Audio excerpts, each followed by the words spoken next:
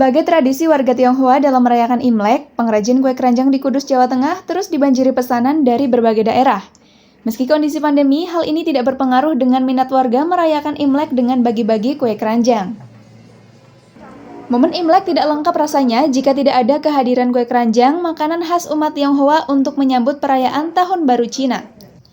Setiap menjelang Imlek, kue keranjang selalu dibanjiri pesanan, seperti salah satu pengrajin kue keranjang di Toko Panjunan Kudus, Jawa Tengah yang sudah dipenuhi pesanan sejak beberapa bulan lalu.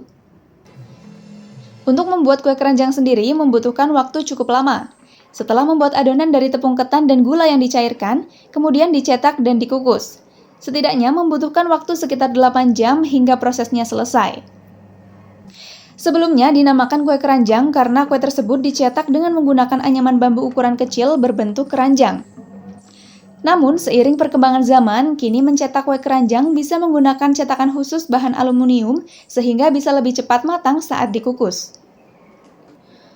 Identik sebagai jajanan khas di momentum Imlek, kue keranjang memiliki rasa yang manis dan tekstur yang lengket yang dimaknai untuk mempererat tali persaudaraan.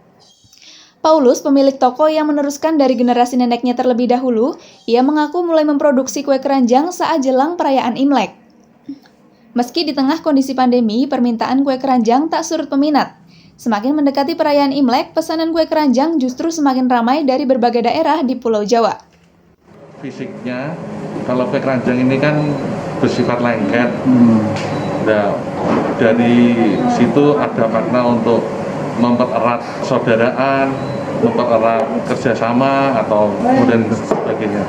Masa pandemi ini menurut saya tidak banyak perubahan karena mungkin dari kue keranjang ini kan musiman, jadi untuk seseorang yang akan memberi itu sudah suatu rutinitas atau mungkin juga untuk menjaga relasi, biasanya mereka memberikan kue keranjang ini kepada pelanggan atau kepada sama saudara gitu.